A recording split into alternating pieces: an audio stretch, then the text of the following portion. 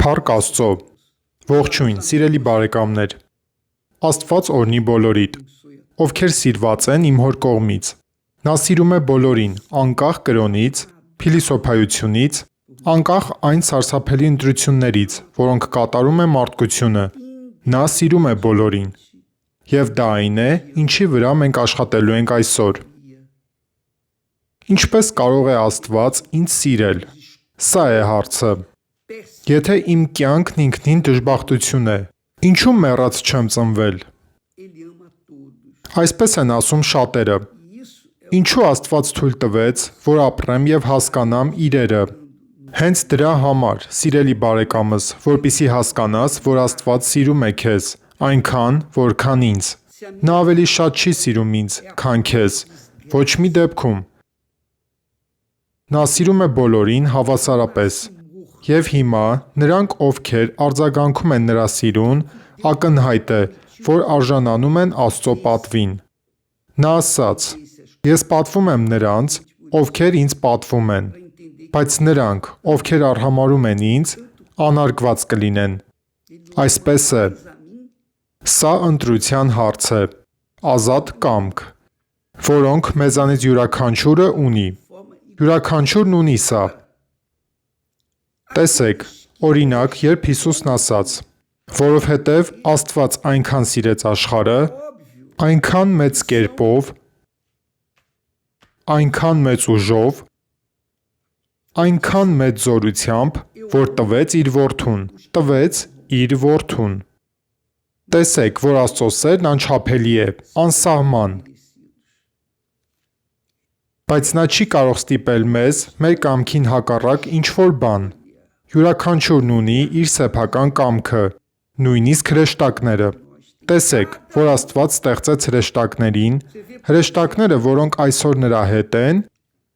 նրանք, ովքեր հավատարիմ մնացին, մինչև օրս նրա հետ են։ Բայց անհավատարիմները վտարվեցին երկնքից, որովհետև նրանք որոշեցին հետևել սատանային կամ Լյուցիֆերին։ Այսպիսով, տեսեք, որ Աստված ստեղծեց հրեշտակներին ազատ ընտրության հնարավորությամբ։ Գիտեք ինչու։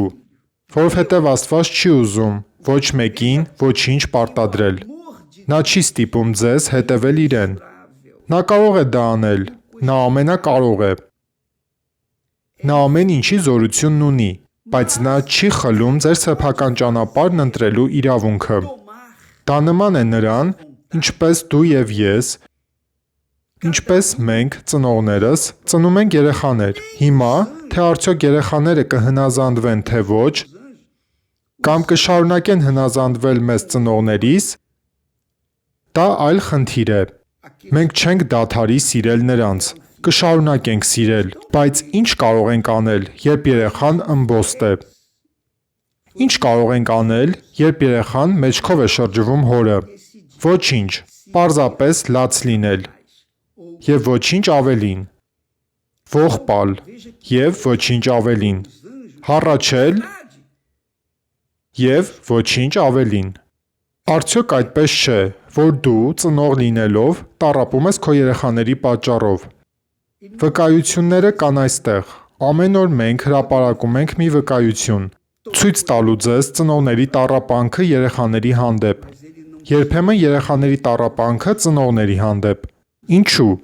Որովհետև յուրաքանչյուր մարդ, յուրաքանչյուր անձնավորություն ունի իր սեփական կամքը, իր սեփական ընտրությունը։ Այսպիսով, Աստված այնքան սիրեց աշխարհը, որ տվեց իր Որդուն, բայց ո՞ւմ համար։ Բոլոր նրանց համար, ովքեր հավատում են նրան։ Սա է պահանջը։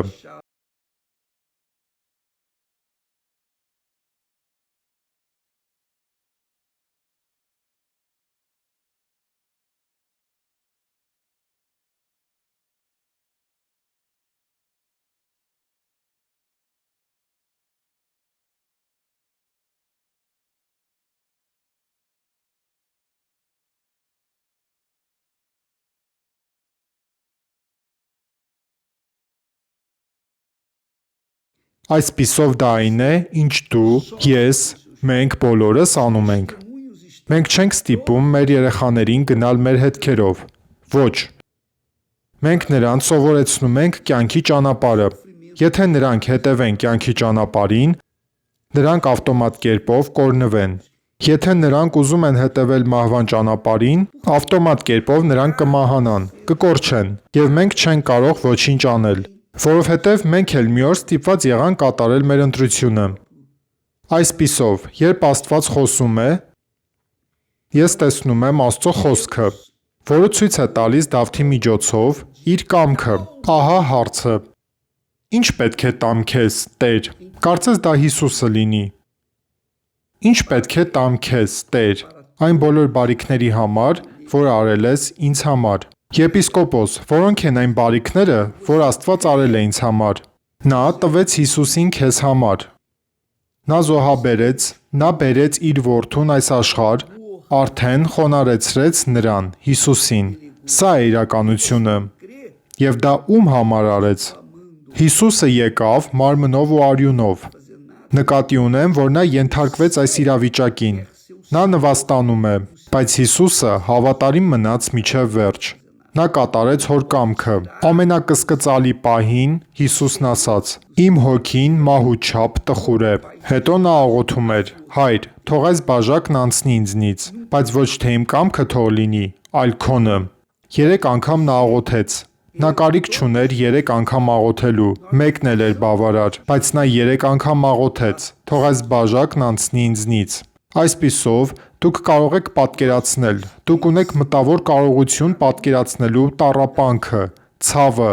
տագնապը, հառաչանքը։ Հիսուսն աղոթեց ցավից։ Նա գնաց ծայրահեղության, իր ցավի սահմաններին, մինչև իսկ խնդրելով. «Թող այս բաժակն անցնի ինձնից, բայց ոչ թե իմ կամքը թող լինի, այլ քոնը»։ Այսինքն նրա կամքը Հորը մինչև վերջ հնազանդվելն էր։ Դրա համար էլ Հայրը պատվել է նրան։ Հայրը պատվել է նրան և դրել ամեն ինչից վեր։ Սիրելի բարեկամուհի, սիրելի բարեկամ, Հիսուսի կամքն էր կատարել Հոր կամքը, նույնիսկ հառաչելով։ Ես հարցնում եմ, դուք կանեք դա։ Կամ ավելի լավ է, ես ինքս ինձ եմ հարցնում, ես կկարողանայի դա անել։ Եվ անմիջապես պատասխանում եմ. ոչ, ոչ, ես չէի կարողանա դա անել։ Ոչ, ես չէի կարողանա դա անել։ Անկեղծ ասած, ես չէի կարողանա, և ոչ էլ դուք։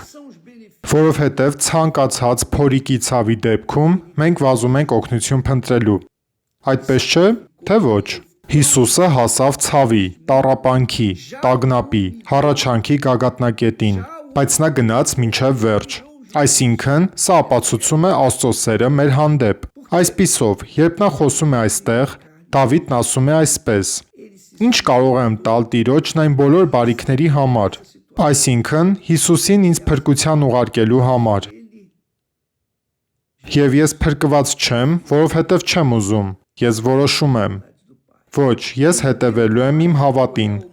իմ ճակատագրին կամ չգիտեմ ինչին։ Այսպիսով, երբ մարդը ցանկանում է հետևել իր սեփական սրտին, իր սեփական կամքին, այդ ժամանակ այդ մարդը ակնհայտորեն հրաժարվում է Տեր Հիսուսից։ Այսպիսով, Աստված տալիս է ակնարկը, թե ինչ է նա ուզում ինձնից, ինչ է ուզում քեզնից։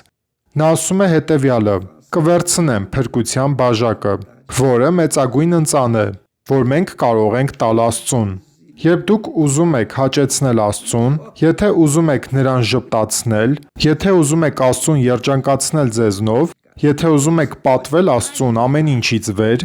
վերցրեք փրկության բաժակը, վերցրեք փրկության բաժակը, որը Նա մեկնում է մեզ։ Կանչեք Նրա անունը, կանչեք։ Եվ դա, այդպես ասած, մեծագույն և լավագույն ընծան է, որ մեկը կարող է տալ Աստծուն։ Աստված Աբրահամից խնդրեց իր որդուն։ Աբրահամը չմերժեց իր որդուն։ Նա գնաց այնտեղ զոհաբերելու նրան։ Եվ դրա համար Աստված երդում տվեց։